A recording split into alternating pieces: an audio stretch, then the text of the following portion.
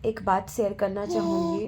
मेरे video quality पर मत जाइएगा, मेरे बातों पे ध्यान दीजिएगा। सास से भी खतरनाक वो माएँ होती है जो बचपन में ही अपने बेटे के प्यार में अंधी होकर अपनी बेटी का सारा जीवन, अपने बेटी का सारा बचपना घर के कामों, चूल्हा चौकी, बर्तन, कपड़े धोना, खाना बनाना, इन सब चीज़ों को सिखाने में लगा देती है। अपनी बेटी को मजबूरी में शिक्षा प्रदान करती है सरकारी स्कूल में। ऐसा नहीं कि उनके पास पैसा ही नहीं होता, वो अपनी बेटी को सरकारी स्कूल में इसलिए पढ़ाती हैं कि बेटी बड़ी हो कर के तो चूल्हा चौकी करेगी, बर्तन धोएगी, कपड़े धोएगी।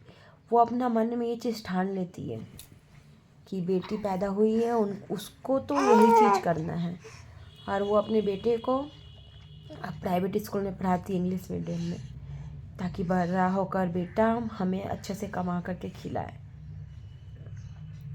बेटी बड़ी होने पर माध्यमिक पास करती है। उसके बाद वो बेटी के बड़ी होने पर जैसे वो माध्यमिक पास करती है तो वो उनको अपने ससुराल भेज देती है शादी करके।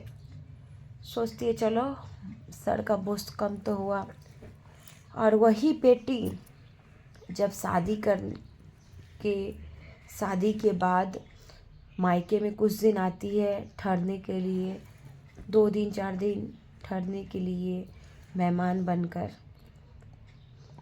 तब भी वो माँ अपनी बेटी से यही चीज़ चाहती है कि ये आई है तो घर का सारा काम करे, खाना बनाए, बर्तन धोए, सब काम करे और मुझे 2 दिन आराम मिले।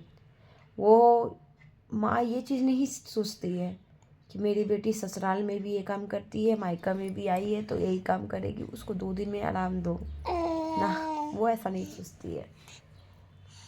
और अगर वो ऐसा सोचेगी भी कि चलो बेटी ससुराल में तो काम करती है, यहाँ पर 2 दिन आराम करने दे, कुछ माएँ ऐसा सोचती भी है। अगर वो ऐसा सोचती है तो उनके जो भाई होते हैं वो ऐसा नहीं सोचते हैं। तुरंत ताना आ जाता है भाइयों की तरफ से कि ये तो आई है बैठ कर के खाने के लिए।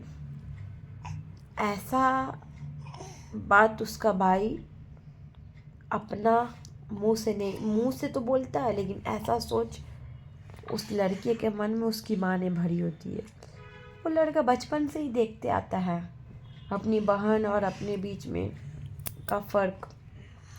उससे बचपन से ही सिखा दिया जाता है कि तुम्हारी बहन है, ये एक लड़की है, ये खाना बनाएगी और तुम लड़के हो तो तुम्हें बना बनाया खाना खाने को मिलेगा।